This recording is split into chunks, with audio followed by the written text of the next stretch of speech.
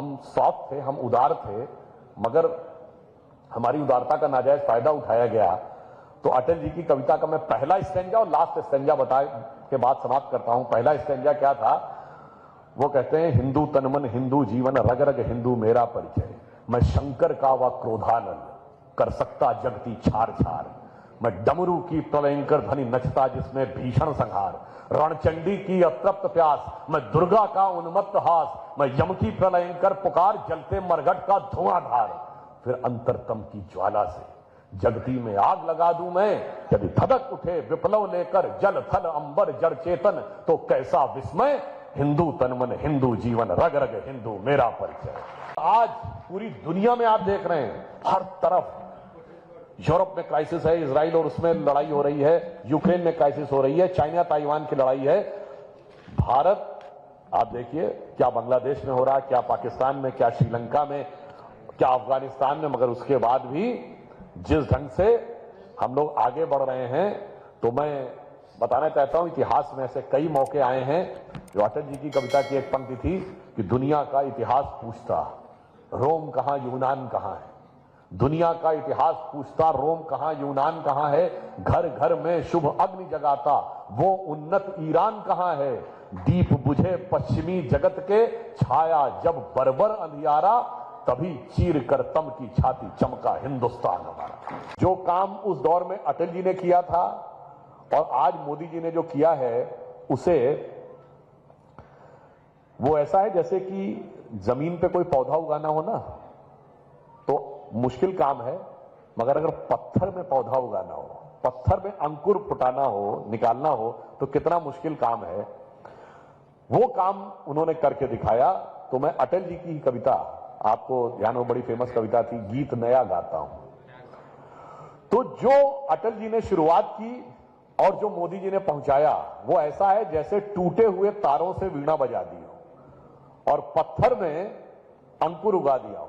तो अटल जी की वो लाइन थी, टूटे हुए तारों से फूटे बासंती स्वर, पत्थर की छाती में उग आया नव अंकुर, झरे सब पीले पात, कोयल की कुहुक रात, प्राची में यानी पूर्व दिशा में, प्राची में अरुणिमा की रेख देख पाता हूं, गीत नया गाता हूं। जो चीजें अटल जी से सीखने की होती हैं कि विपरीत परिस्थिति में कैसे शांत रहकर समय को निकाला जा सकता है। एक पीएमओ में एमओएस थे, उन्होंने बताया कि जब 2001 में पार्लियामेंट पर अटैक हुआ, वो दौड़े दौड़े अटल जी के पास गए। उन्होंने कहा, देखिए टीवी पे दिखाई पड़ रहा है कि अटैक हो गया, हमें तुरंत इमरजेंसी की मीटिंग बुलानी चाहिए और तुरंत हम सिक्योरिटी एजेंसीज को, आर्मी चीफ को, सबको बुलाएं।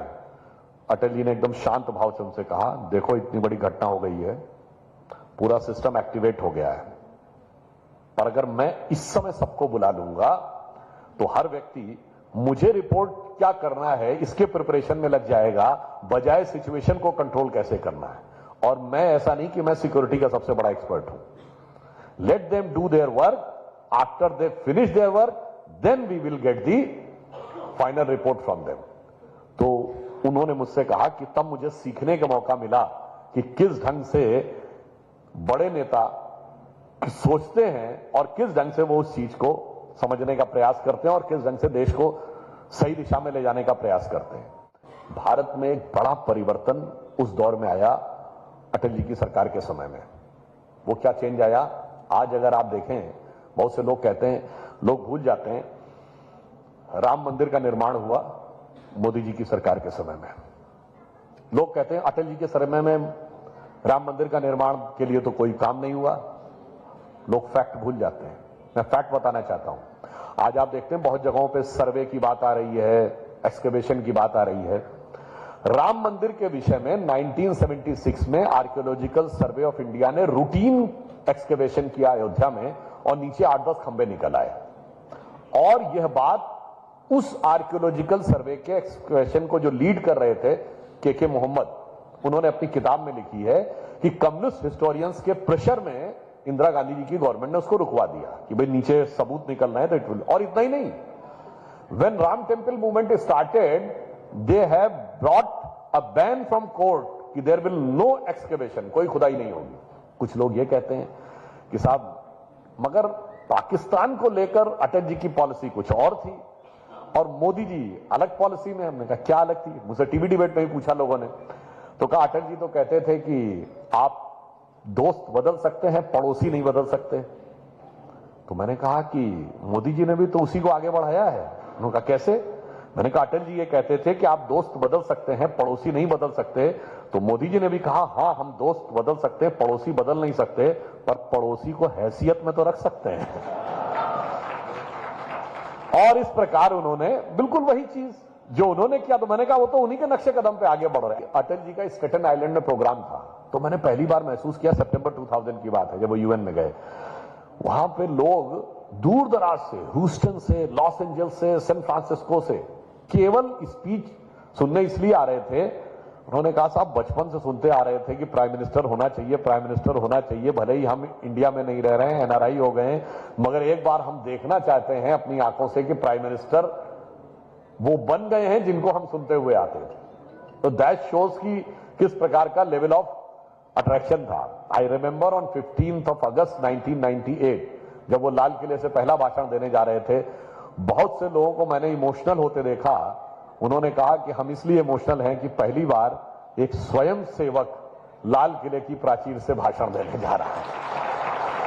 एक बार क्या हुआ कि इंदिरा गांधी जी प्राइम मिनिस्टर थी और उन्होंने बीजेपी, उस समय जनसंघ था, उसको क्रिटिसाइज करते हुए कहा अटल जी की तरफ कि आप लोग में मुझे हिटलर नजर आता है।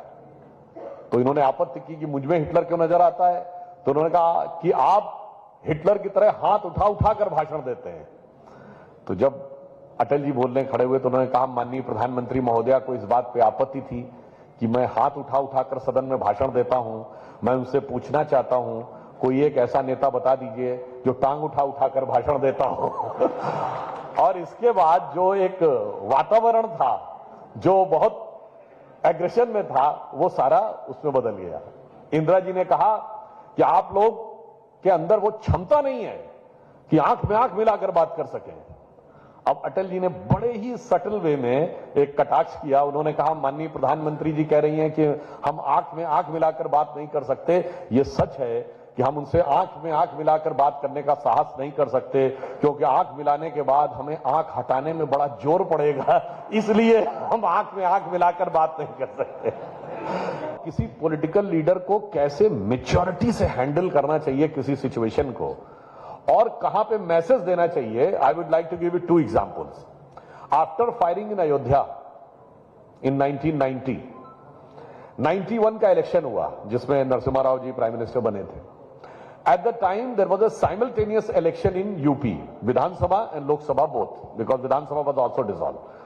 तो एक साथ इलेक्शन हो रहे थे। तो लखनऊ में अटल जी लोकसभा का इलेक्शन लड़ रहे थे। तो जो एमएलए के, विधानसभा के कैंडिडेट्स थे, दे यूज टू गो एंड से भाई ऊपर वाला वोट अटल जी को दे देना, मगर ये वाला हमको दे दीजिए, नीचे वाला। तो अटल जी ने एक चुनावी सभा में कहा बहुत से लोग आ रहे होंगे आपके पास ये कहने के लिए कि ऊपर ऊपर वाला वोट तो अटल जी को दे देना, ये नीचे वाला हमको दे देना। उनसे कहना ऐसा नहीं हो सकता, कुर्ता एक को दे देना, पैजामा दूसरे को दे देना। जिसके पास भी जाएगा तो जोड़े के साथ जाएगा। स्वामी विवेकानंद 1903 में उनका देहांत हुआ। 1902 में वो अमरनाथ की यात्रा पे गए और उन्होंने कहा लौट के आने के बाद कि मैंने देखा है कि भारत माता दिव्य आभा से युक्त होकर प्राचीन शक्ति के साथ संपूर्ण विश्व का मार्गदर्शन करने के लिए पुनः सिंहासनारूढ़ होने जा रही है, और वो समय सिर्फ 1 शताब्दी दूर है। तो 1902 से 1 शताब्दी आई है, तो 2002 और 2002 और 3 ही वो ईयर है जब इंडिया की सक्सेस स्टोरी शुरू हुई। दुनिया ने देखना शुरू किया कि भारत क्या कर रहा है। और आप जाकर चेक करिएगा 2003-04 वो फाइनेंशियल ईयर है जिसमें हम पहली बार करंट अकाउंट सरप्लस बने। 2003-04 वो फाइनेंशियल ईयर है जिसमें हमने 100 बिलियन टच किया। 2003 और 4 वो फाइनेंशियल ईयर है जिसके 3rd क्वार्टर में हमने 10.5% की ग्रोथ रेट अटेन की। चाहे एक ही क्वार्टर के लिए सही, हमने double digit growth rate attain की। उस समय हम चाइना से आगे थे फॉर 1 क्वार्टर। यानी अगर स्वामी विवेकानंद जी ने कहा था कि कुछ बदलाव होना है तो बदलाव तो दिखाई पड़ा। मगर उसके बाद कुछ ऐसी परिस्थिति बनी कि 2004 के बाद वो ग्रोथ स्टोरी रुक गई।